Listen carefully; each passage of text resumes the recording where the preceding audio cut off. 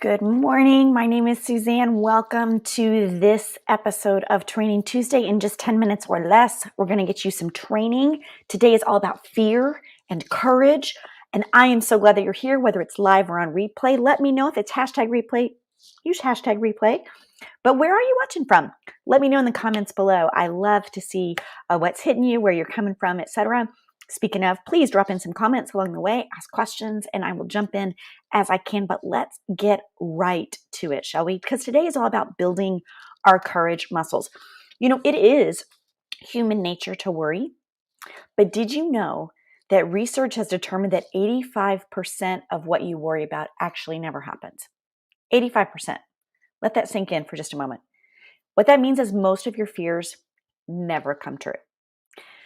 But if you're like me, you're like, wait, that's still 15%, right? Let's do some math on this Tuesday. That's still 15% of the time when things don't work out, Suzanne. Well, you're right. And that same research reveals that when misfortune does occur, people usually find that they handle the situation better than they expected to do so. Isn't that great? Humans are amazing creatures. And not only that, what usually happens is we learn something valuable from misfortunes, let's say, oftentimes even feeling as though the fear was worse than the actual situation and what we did about it. So I want us to take a moment to recap, okay? We all experience fear, all of us. Most of our fears will never materialize, but if they do, chances are it won't be as bad as you imagine, and you will handle it better while learning something useful along the way. And that sounds like a win-win proposition, doesn't it? But it only works if you know how to build your courage muscles and show up in there. So real quick, let me know, is there a fear you're experiencing? Drop a comment. You know, Georgia O'Keeffe, the amazing painter, used to say that she had been absolutely terrified every minute of her life. And then she says, but she never let it keep her from doing a single thing that she wanted to do. I love that. So let's spend just a minute building our courage muscles together, because we need to learn to be more fearless to overcome our fears. And being fearless, I want to be clear, isn't about the absence of fear. Should I say that again? Being fearless isn't about the absence of fear. Actually, being fearless is facing the things in your life that scare you.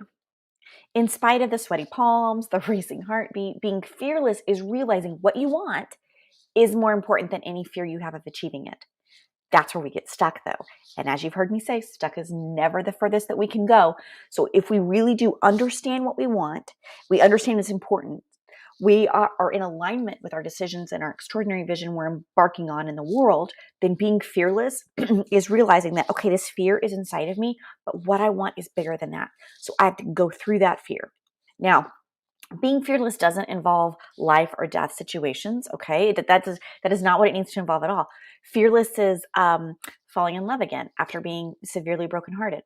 Fearless is leaving a successful career for an uncertain opportunity.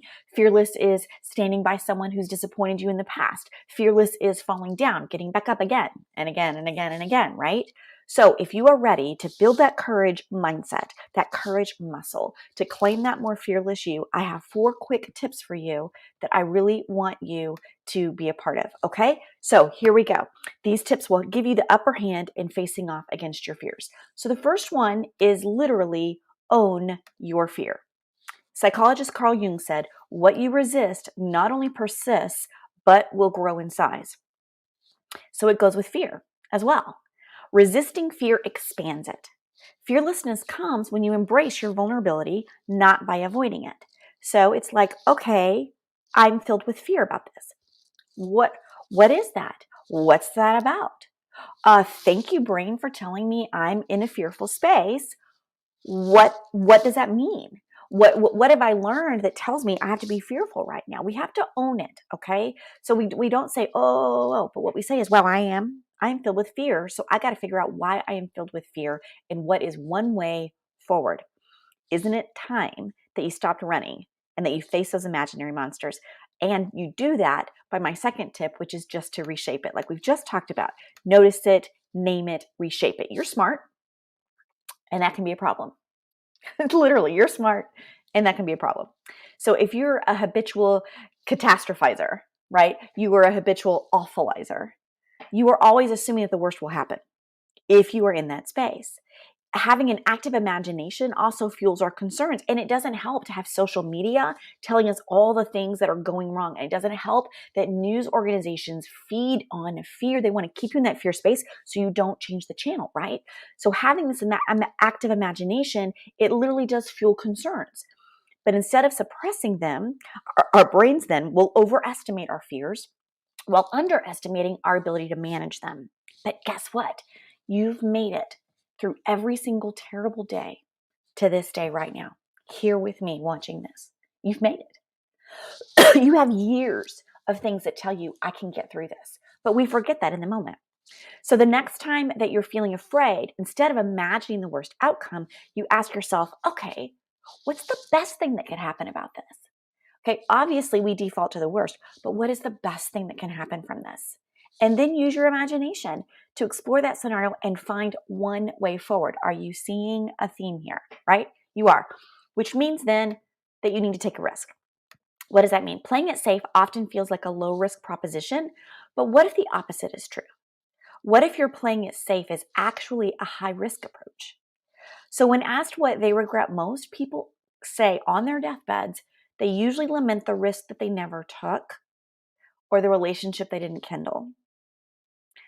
The risk they never took or the relationship they didn't kindle, not the ones that they tackled, right? So don't play it safe, okay? When playing it safe is sometimes the highest risk that you can take because something amazing might not happen to you. Okay? So now the risk doesn't have to be, oh my gosh, I'm throwing all my life savings away. But can you do one small risky thing? What's risky for you?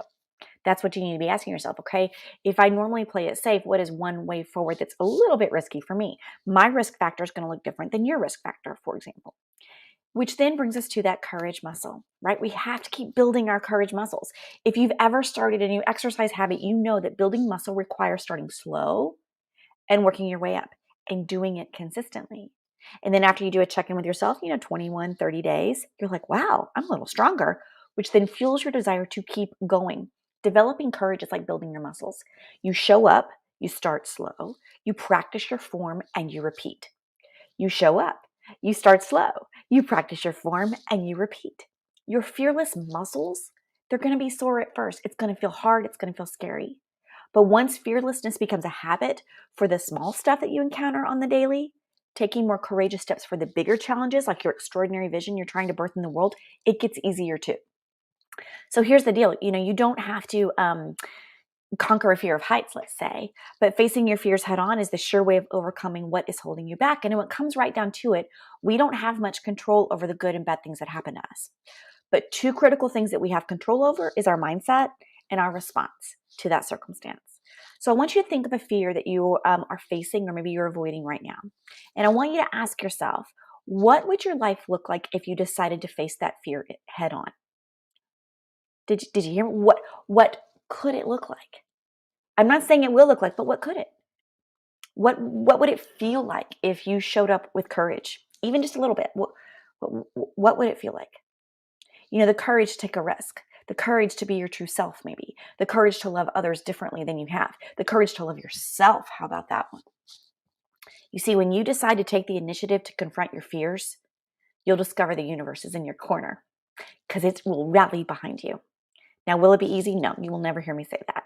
I know that there will be obstacles. And will you make mistakes? Absolutely. I'm a big fan of mistakes because you learn from them and you learn what not to do and you learn how to do it better next time. But remember, your dreams aren't meant to collect dust on a shelf or more heartbreakingly be taken to your grave. So what it takes to break through your fears and become fearless, you've got that inside you. I know you do. It's within you. You've got courage in you. You've got creativity in you. You've got goodness in you. So what are you afraid of on this Tuesday? All right, I'm Suzanne. I want to keep helping you do this kind of work. And if you're a lady leader, I just did an in-person event a couple of weeks ago, and it got rave reviews, and there were so many people that couldn't be in the room. So I've decided to offer it again. So it's going to be virtual this time. It's on November the 6th. If you want more information, just comment with me. I'll see the comment. I'll send you a link. I'll also send you a coupon code. And let's get you signed up for Virtual, where we're going to do this kind of work, this fear work, this mindset work, this uncovering what we need to be to show up for ourselves in the world. Okay, I'm Suzanne. I'll see you next Tuesday.